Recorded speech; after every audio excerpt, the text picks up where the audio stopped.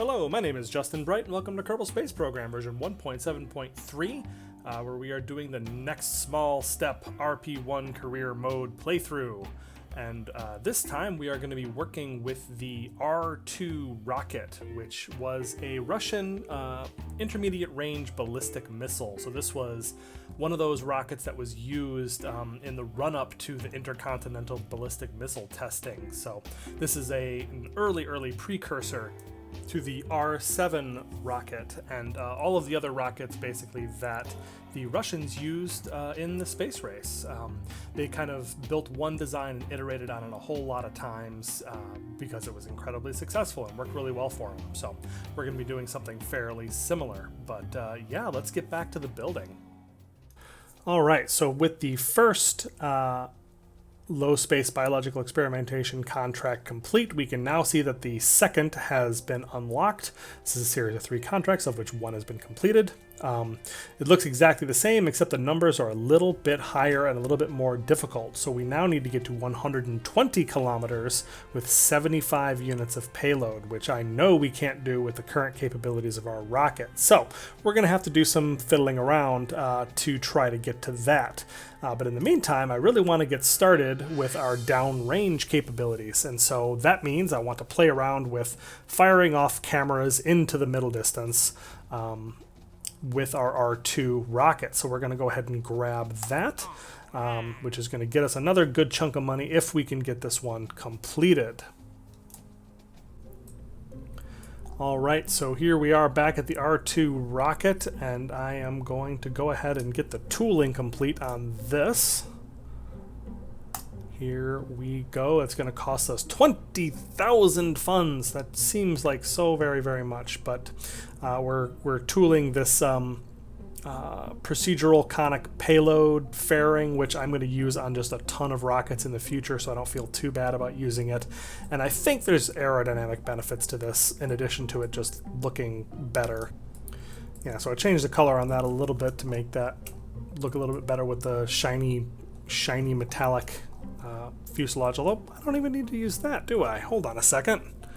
I can actually enable the legacy textures to get, let's see, what do I like? Yeah, so before we tool this and get this all set up, I want to make sure that everything looks the way that I want, and I'm kind of going for a little more of a Russian vibe, so let's go ahead and make all this Soyuz green. Very nice. And this can be... Alright, so there we go. Change the textures a little bit to make this look a little bit more Russian, which is kind of fun. I wish there was a way to, like... There's so many different part mods, and they all work together a little bit differently, and they all have different textures and different theories on how to color things, and I kind of wish you could make everything just conform to one style, but is what it is. You can do a lot of that with using particular parts, using particular models, and the procedural stuff, and that sort of thing. But yeah, from what I have, this is what I'm putting together. We're going to call this my version of the R2, and we're going to spend an unconscionable 20,000 funds on tooling for this. But that brings the price of this rocket all the way down to 609, which is triple the cost of an Aerobee, to be sure, but that means it only takes 156 days to launch as opposed to 600 or something, which is where it was before. So let's just double check our tooling one more time. It should be, okay, so we want the rocket to fire, then the clamp, and then we want to release and arm our parachutes at the same time. There we go, fantastic. And so let's go ahead and set one up to launch. And there we go.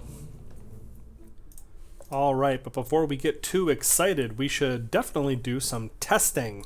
And the way that we are going to test this is, other than just normally launching this thing off, we are going to open up the MacLeod window, which is a not mandatory, but highly recommended install for the RP-1 playthroughs. And then you're going to open up your flight recorder. And this has a lot of useful information, but the one that we are interested in is the downrange. So we are throttled up and ready to go. So let's go ahead and stage. That triggers the launch. And then you see it took a minute for the engine to get up to speed, but the We have a fuel pump on the launch clamp that is keeping our tanks topped up. So that gets us to maximum pressure. 3, 2, 1, release, and we're off. All right, so this is just what I kind of slapped together as far as the angle of the rocket being tipped over, and also the angle of the fins, which is going to give us our spin stabilization, ideally anyways. So yeah, what we are testing now is we want to see how far this gets downrange, and you can see this kind of tracks that right up here, and you can also get all sorts of other information like altitude against Q, which is the dynamic pressure caused by the atmosphere. You can see our pitch, which is, oh dear, which is getting pretty low. We are at a 30-degree angle right now and only just under 10,000 feet. So I do not have a great feeling about where this is going to end up. Also, this is spinning really fast. Yeah, okay, well, we'll see. Hopefully this works out, but I'm not very confident. But yeah, you can see that the rate at which we tipped over was pretty fast, and even though the angle of our fins has got us spinning really hard, which would normally keep us kind of pointed in the same direction, the angle that we had the rocket tipped over at the beginning was pretty darn high, and so that, oh no! And there you have it. The angle that we had the rocket tipped over was pretty darn high, which meant that we were then, we came down too fast. Our pitch lowered too fast. We wound up going nearly sideways while still deep in the atmosphere, and then this is the result. Wild, wild precession, and that's wobbling the screen, so we're going to stop that. All right, so we're going to just terminate that simulation and see if we can't fix this. All right, so back in the VAB, let's see what we can do to kind of fix this up a little bit. The two issues that I noticed there were that the rocket came down a little bit quickly. It tipped over a lot faster than we wanted it to, and it also was spinning really, really hard, and I don't think it needs to spin quite that dramatically. And so just looking at this, you can see that the angle on this is not that high, but even this much was a little bit too much. So let's go ahead and reduce that. I'm just going to go to the non-snap gizmo, rotation gizmo, to give it just a little bit of a tilt to one side. Even that's a little too much, maybe. Let's try that. Yeah, so you'll see I'm using this this strut here of the engine underneath to kind of guide my placement, and it's just tipped over just the teensiest bit. And also this rocket is tipped over pretty dramatically as well, so let's go ahead and reduce that, not all the way, but just a little bit. So we want it just a couple of degrees off of center, which hopefully will give us the downrange that we need, because we didn't get very far here because obviously, you know, exploded. That's not gonna solve us any contracts. All right, so let's save these edits. Well, let's actually not save these edits. Let's just go ahead and test this again with what we have. All right, back on the pad, and the same process. We are just going to start spinning up this engine, and as soon as it gets to full power, we can go ahead and release. And it's not spinning over quite as fast, but it's also not tipping over quite as fast, although it is still tipping fairly dramatically, so we may want to back that off a little bit as well. So yeah, let's get this up to speed and see how we do. All right, so a couple things that we're going to notice. You'll see that it's picked up just the tiniest bit of wobble around its axis. And I'm not going to pretend to be a physicist, but I did look up a little bit of why spin stabilization actually helps. But you see that it's kind of picked up a wobble, and it's gotten that wobble from, you know, just its natural, completely uncontrolledness. But the spinning makes it want to balance itself out, which is why we do this kind of spin stabilization for rockets. You'll see that the spin is not quite as dramatic, but we have tipped all the way down to about 30 degrees at a little bit more than 20 kilometers. So that's not optimal, because the optimal ballistic trajectory is going to be something like 45 degrees. We want the majority of our thrust to be pushing us 45 degrees pitch to get us the furthest that we want to go, because we don't want to go particularly up in this case, because that doesn't help us. That's what our regular sounding rocket stuff is for. We don't want to go particularly sideways because we do need that, but we need to be able to get up a little bit higher, because you'll see that the apoapsis on this is only 108 kilometers, which I don't even think is enough for our first film return. Let's go ahead and take a look. Yeah, okay, this actually would probably work. So this wants us to get to 100 kilometer altitude and 200 kilometers downrange. So this is going to get us up to the upper atmosphere. And that might even get us a good amount downrange. So let's go ahead and see how well this goes, because right now it's just a matter of continuing to spin to win and continuing on. Although when I time warp, I have had bad luck with it precessing crazily. So I guess we'll see what happens when I start spinning this up time warp. Yeah, see, it's picking up a bit of a wobble. All right, so we are just about past our apoapsis, so we are just going to go ahead and stage that. And okay, I didn't really want those bits to stage off, so I'm going to have to fix that. But yeah, so now we've separated this film camera capsule with the little avionics ring tucked in there, and then a parachute, and that's really all we are trying to throw downrange. And we are at 400 kilometers, which I think is twice what we need. So long as this gets home safely, this is actually going to work out just fine. But in the future, we are going to want to break 140 kilometers apoapsis so that we can get that sweet, sweet space science. All right, so you'll see I'm still time warping, and it's still spinning just madly, which is, I mean, I wish friction with the atmosphere actually slowed that sort of thing down, but you know, beggars can't be choosers, I suppose. So anyways, we are heading just about straight down now, and our total downrange distance is 632 kilometers, which is triple what the contract needs, which is fantastic. So this would in fact complete this contract safely, and I've got the parachute armed, and so long as that doesn't just explode or anything strange, I think this will work out just fine. And there we go. So with that heading down, I think that we can call this simulation successful, but there are some further tweaks that I think would help. Okay, so I liked the amount of spin that the rocket had. I think that was very, very stable, very, very good. But we just need to tip this over just a little bit less, I think. All right, so we want this just a tiny bit off of 90 degrees, so we're just gonna tip that just like that, just a little bit, and that should be enough for it to fall during the phase before the wings spin it up, or the fins spin it up, and then by then it should keep it stable. And we also want to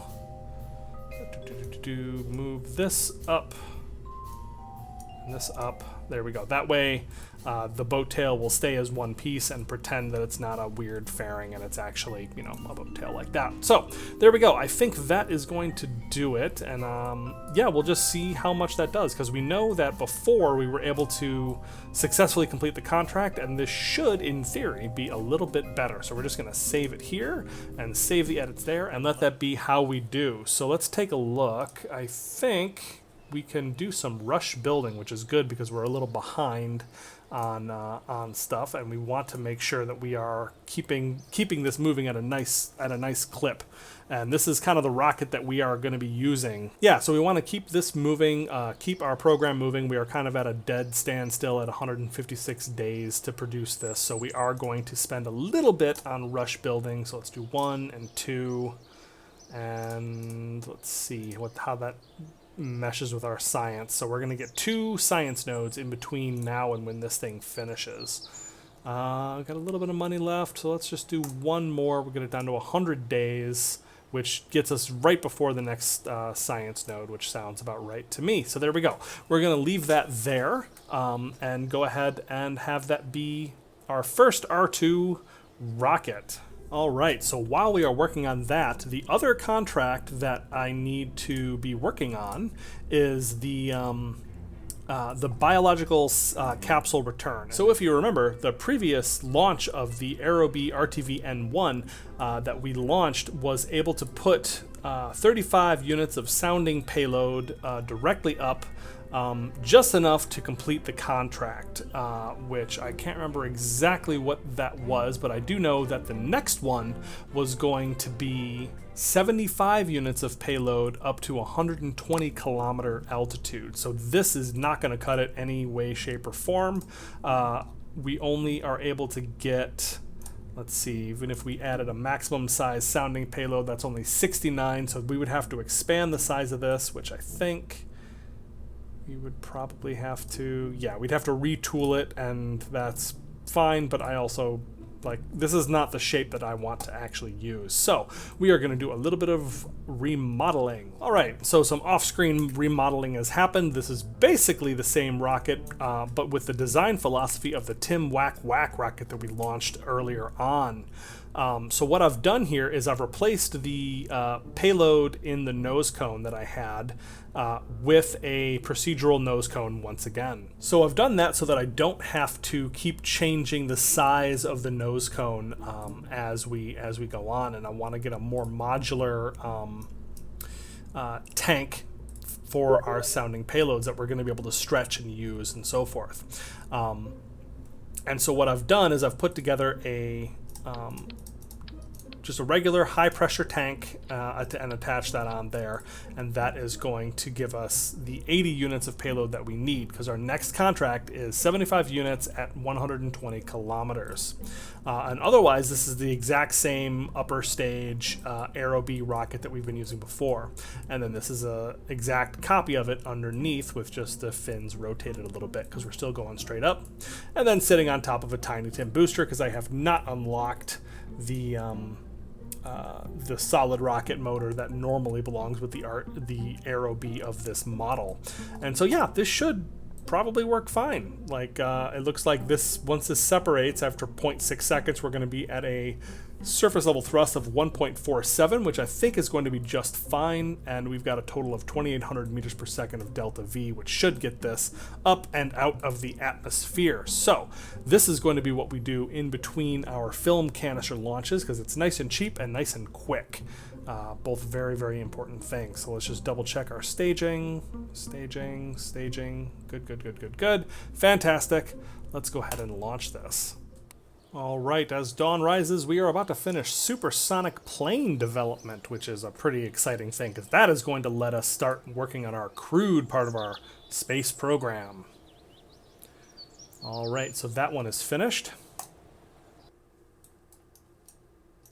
And now we're going to take a look into these, oh dear, very expensive parts. So there's some interesting things to look at here. So the Supersonic Wings are rated for Mach 3 flight, which means that they are going to be better able to withstand the pressure and heat that is generated during launch. But they're also going to cost me 10,000 funds a piece, which I just don't have that kind of money right now. The Conic cockpit and the X1 cockpit are going to cost me a good 6,000 funds a piece, and I'll probably only need one of them. And we're going to use that to probably build our first supersonic plane. There's the X1 propellant tank, and then the X1 propellant tank B that kind of tapers down very nicely in case you don't want to use the procedural parts. Those are from that Aerobee mod, which I highly recommend. The last thing on here is something that's new to me from when I've played this previously.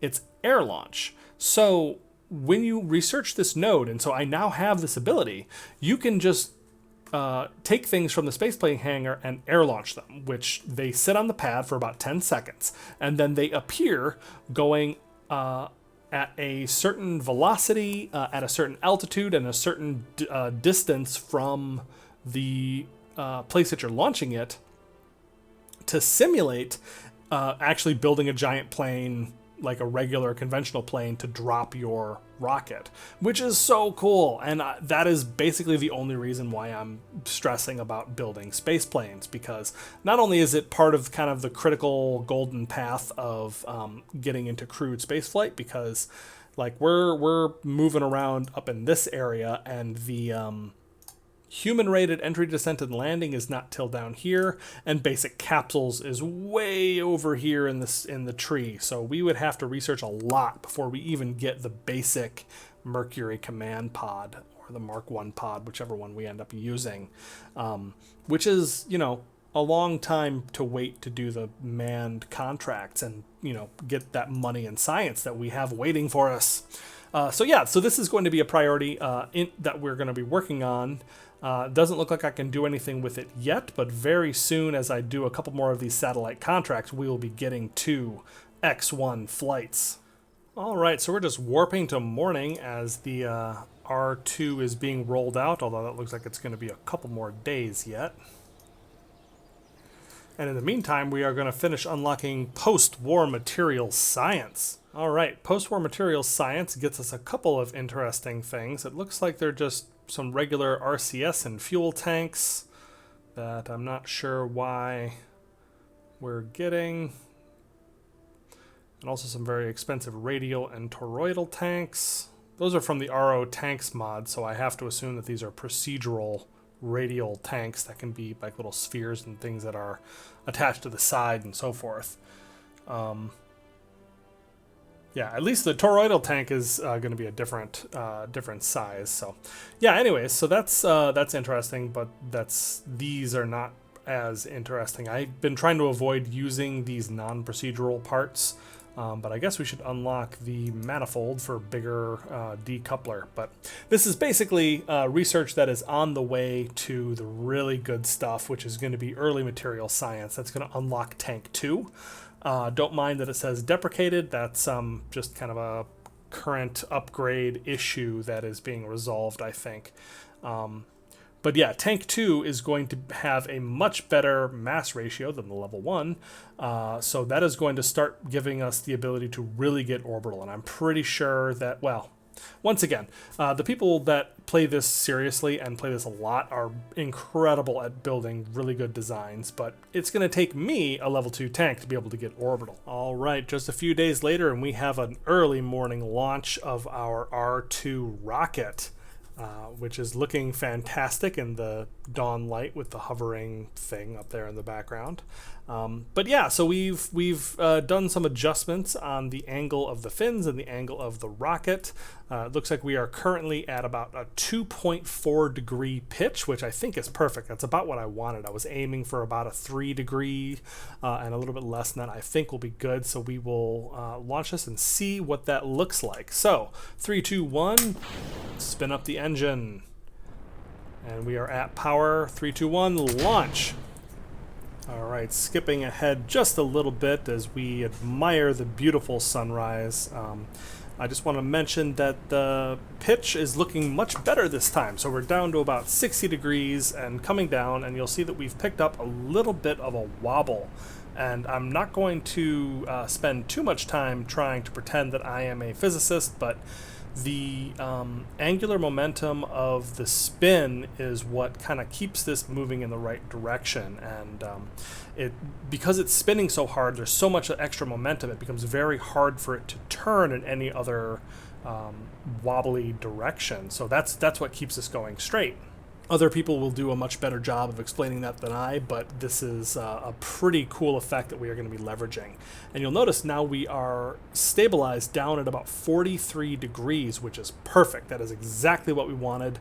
You'll notice that with the exact same rocket, the exact same construction, nothing has changed in my engine performance or my fuel, but just the aerodynamics of the launch trajectory has gotten us up to 212 kilometers, and we are going to see how far that gets us downrange, but that's pretty fantastic. And we're already completing some contracts, some uncrewed speed records, very, very nice, and we're going to see how we do as far as the downrange. And we're also going to be able to get some science, because this is a real launch. This is no longer a test. We are really in it. All right, upper level atmosphere. We're going to grab planetary photography. Should we keep that, or should we get space stuff? Well, we can send back this telemetry right now. That's for sure. And now that we are just about outside of the atmosphere, we are going to go ahead and decouple from the booster and just send up this capsule. in previous testing, we've seen that this capsule kind of flails around wildly when it's coming back into the atmosphere, and that makes it, gives it so much drag that it doesn't have to really worry about heating. And we're going to take some pictures, spinning pictures from space. So in real life, when rockets are launched, or at least when spin-stabilized rockets were launched, they don't really use those anymore in favor of using gyroscopes and reaction control systems to maintain stability. But we do not have that technology yet. So what they would use on a rocket like this is they would spin it up, launch it, and then once they were out of the atmosphere or in their desired place, they would de-spin it. And they had a couple different technologies that they used to de-spin it. Rockets would sometimes be used. Sometimes they would have a yo-yo effect where they would actually unspool really long cables with weights on the end that would then, in the same way that an ice skater reaching their arms out slows down their spin, it would do something similar for a capsule like this. But we don't have anything like that, so we are just going to spin wildly and probably start flailing as I time warp. All right, contract complete. Altitude record, 200 kilometers. Very, very nice. All right, so we've passed our apoapsis and we are coming back down. We are just now touching the atmosphere. The planetary photography is only going to allow me to get one sample per mission, which, is fine. Until we actually get a crewed vessel that can, manually move the exposed film back into their return capsule, then we are going to just have the once per. So let's go ahead and arm this parachute as we come back down. You'll see that we are kind of coming in sideways, and that is going to be good to deal with what little heating there will be and dragging us down to a slow velocity. You'll also see the benefits of getting up and out of the atmosphere. We are still traveling at 2.4 kilometers per second, a little bit more than that. But we're already almost 800 kilometers downrange, which is just so much better than the previous shot. So we are beginning to tumble. We are going to slow down pretty dramatically as we start getting down into the denser part of the atmosphere. We're at 35,000 meters now. We have armed the parachute, so that's going to be ready to go. But yeah, we are getting just about to 800 kilometers downrange, which is just great and well better than the contract. And I think we might be able to finish all three of these film return contracts with this vessel, but we'll see what that requirement is once we actually get to it. So yeah, we in the time that I was babbling, we got down below 200 meters per second. And yeah, so this looks like it's going to be a pretty safe landing. Let's see what it looks like when we warp towards the ground. Once again, I badly wish that it would stop spinning. Just kind of on its own when it was in atmosphere, because I don't know, that feels like unrealistic behavior that is similar to the reason why things roll downhill infinitely in KSP. Like, there's just friction is just not properly modeled in any way. I don't know if that's going to be fixed at all in KSP 2, but it's definitely just not something that was really taken much into account. So yeah, we got to just over 804 kilometers. It looks like we are coming down fairly safely. I'm sorry for all of the high velocity wobbles. I guess I'll just skip that. Like I said, real satellites, when they are real satellites are despun once they are up in their proper orbital orientation, altitude and attitude and all that, so that they don't spin wildly and so that their instruments are actually usable. And that's something that we will be getting to. We will be using RCS just as soon as we possibly can. But until then, I think I'm just going to fast forward till we splash down.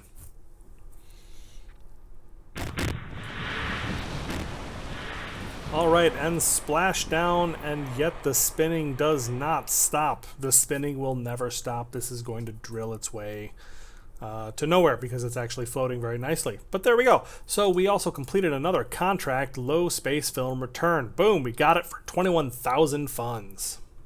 All right, so taking a look once again at our contracts. So let's take a look. So we need to reach 100 with our next R2. We need to reach 150 kilometers of altitude, and we hit a little bit over 200.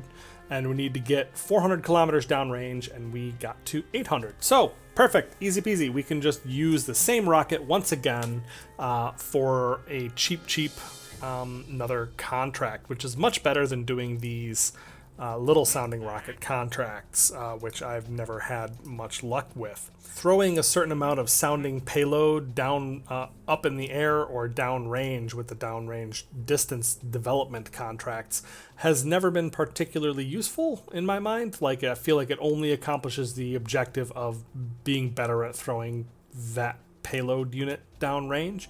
That is something that is kind of what we're looking for as far as how we get to orbit, but I think that the film return and biological experimentation contracts do the same thing, but with more interesting goals that get us also science.